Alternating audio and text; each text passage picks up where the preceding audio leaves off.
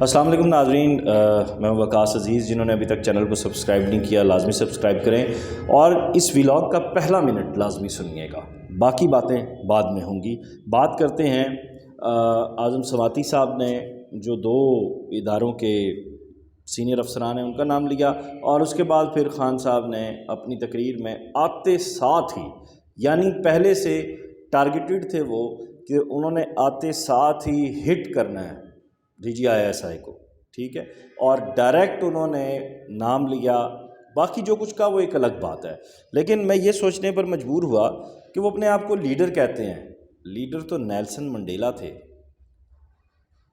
Leader تو چی گویرا تھے، لیڈر تو اگر آج کے زمانے میں دیکھا جائے تو مہاتیر محمد ہیں، جنہوں نے اپنی لائف میں کیا کیا کچھ نہیں برداشت کیا، کیا کیا کچھ نہیں دیکھا، لیکن اف تک نہیں کی.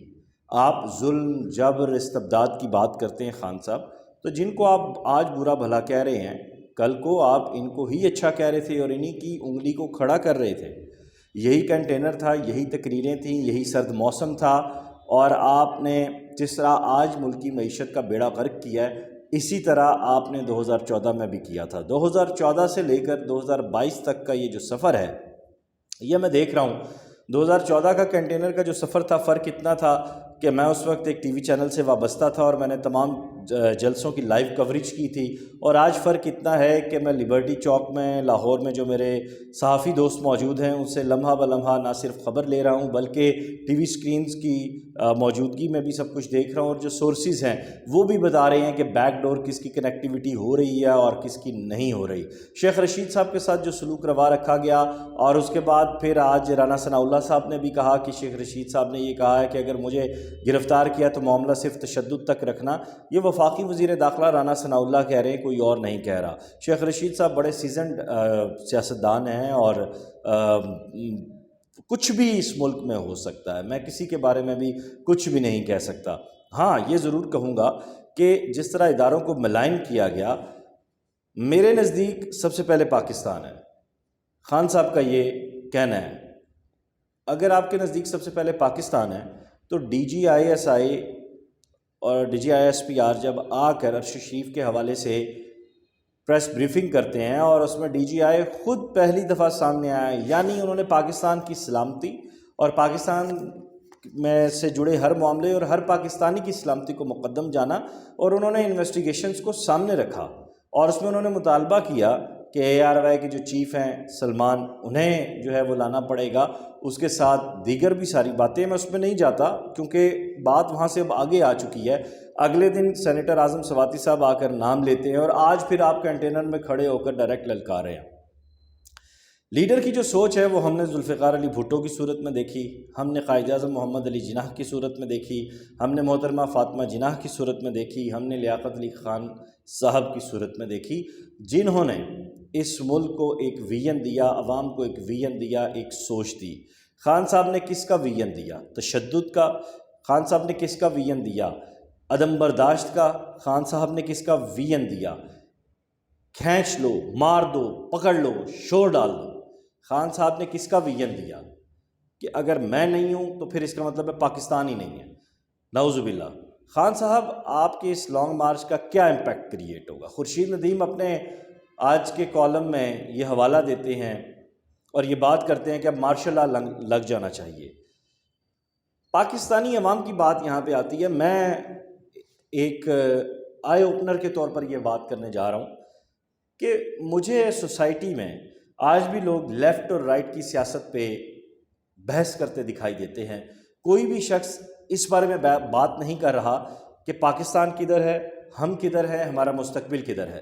اگر ہم ان تین چیزوں پہ توجہ دیں گے، فوکس کریں گے، تو میرے خیال سے پھر کوئی عمران خان پیچھے نہیں بچے گا، کوئی نواز شریف نہیں، کوئی زرداری نہیں، کوئی ذاتیات کی سیاست نہیں، کوئی مریم نواز نہیں، کوئی بلاول نہیں، کوئی مونس الہی نہیں.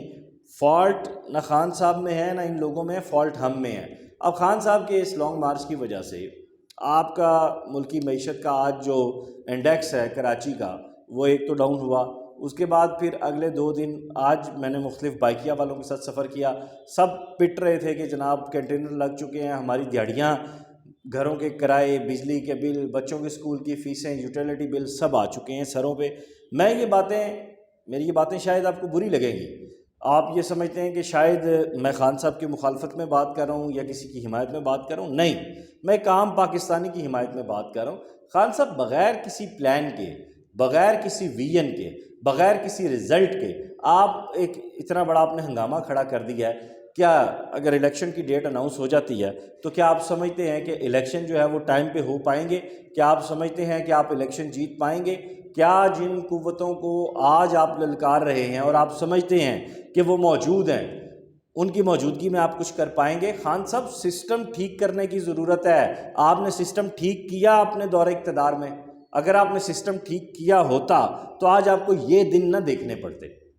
یہی قوتیں، یہی لوگ، ان کا رونا پھر آپ الیکشن کے بعد روئیں گے، پھر آپ کہیں گے ایک حلقے کو کھلواؤ، دوسرے کو کھلواؤ، چھٹے کو کھلواؤ، آٹھویں کو کھلواؤ، 10ویں کو کھلواؤ۔ کب تک پاکستان کی عوام کو رولنگ سٹون بنا کر رکھا جائے گا؟ کب تک ادھر سے ٹھڈا مارو، ادھر لڑکاؤ، ادھر سے لڑکاؤ، دوسری طرف لے کر جاؤ؟ یہ مذاق ختم ہونا چاہیے۔ پاکستان مقدم ہے، پاکستان کا آئین مقدم ہے، پاکستان کے ادارے مقدم ہیں۔ اب یہ چیزیں نہیں ہونی چاہیے۔ روز ٹی وی سکرینز پر سکرینز ریڈ کرنے کے لیے، ایک تماشا لگانے کے لیے اس طرح کی باتیں کرنا ایک لیڈر کو زیب نہیں دیتا۔ اور میں اب یہ دیکھ رہا ہوں کہ میرے منہ میں خاک، سورسز نے بھی اس بات کی تصدیق کی ہے کہ کسی موقع پر بھی پنجاب پولیس کا اور خان صاحب کے ان لوگوں کا تصادم ہو سکتا ہے، اور اس میں بڑی گڑبڑ گھوٹالے کی بات ہے، بالخصوص جو گجرانوالہ والا زون ہے اس میں، اور بالخصوص جو جیلم سے تھوڑا سا پیچھے کا اور پنڈی کے قریب یہ وہ سارا روٹ ہے، یہ وہ سارا ایریا ہے جس پہ کچھ بھی ہو سکتا ہے، ذرائع کا یہ کہنا ہے۔ اور اگر یہ گڑبڑ گھوٹالہ ہوا تو پھر ملک کس طرف جائے گا؟ کشیدگی کی طرف جائے گا، انارکی کی طرف جائے گا؟ ایک عام آدمی جو پہلے ہی پیسا ہوا ہے وہ مزید پیسے گا۔ کیا اس ملک کے عوام کا حق نہیں ہے کہ وہ رات کو چین کی نیند سو سکے؟ یہ عوام نے خود اس کا جواب تلاش کرنا ہے، ان لوگوں کے پاس نہیں ہے۔ خان صاحب معذرت کے ساتھ، آج سے پہلے تک میں آپ کو لیڈر سمجھتا تھا، لیکن آج اختلاف رائے رکھنا ہر انسان کا بنیادی حق ہے۔ میں باقی تو کسی کو لیڈر نہیں مانتا، لیکن آج کے بعد میں آپ کو کم از کم لیڈر نہیں سمجھتا، کیونکہ آپ کی اس تقریر کے بعد میں یہ سمجھ رہا تھا اس تقریر سے پہلے کہ آپ کے پاس کوئی پلان ہوگا، کوئی ویژن ہوگا، لیکن معذرت کے ساتھ 2014 میں جب میں نے آپ کو دیکھا تھا اور آپ کو کور کیا تھا، آپ کے جلسوں کو، اس وقت بھی یہی چیزیں تھیں اور آج بھی یہی چیزیں ہیں۔ آپ 8 سال میں کچھ نہیں بدل سکے، آپ اگلے 80 سال میں بھی کچھ نہیں بدل سکیں گے۔ ناظرین، وہ تمام دوست جو میری اس بات سے اختلاف کرتے ہیں، موسٹ ویلکم۔ یہ شخصی اختلاف نہیں ہے، یہ پاکستان کے حوالے سے ایک اہم سوچ کی بات ہے، ایک فکر کی بات ہے۔ ہمیں بحیثیت پاکستانی اب کسی کو بھی لیڈر دیکھنے کی بجائے بذات خود باہر آنا ہوگا اور اپنی جنگ، اپنی بقا کی جنگ لڑنی ہوگی۔ اگر ایسا نہیں کریں گے تو پھر ایسے کئی عمران خان آئیں گے اور ایسے کئی نواز شریف اور ایسے کئی بلاول زرداری ہم دیکھیں گے، اور ہم اسی طرح ہاتھ میں کشکول لیے کھڑے رہیں گے۔ خان صاحب نے اس سے پہلے بھی نئے پاکستان کی بات کی تھی، اب حقیقی پاکستان اور حقیقی آزادی کی بات کر دی ہے۔ اس وقت آپ نے اقتدار میں آنے کے بعد سسٹم کو اگر ٹھیک کیا ہوتا تو نیا پاکستان وجود پا چکا ہوتا اور آپ کو یہ دن دیکھنے نہ پڑتے۔ انصاف کی بات یہی ہے، اس کو آپ مانیں یا نہ مانیں۔ اپنا خیال رکھیے گا، خدا حافظ۔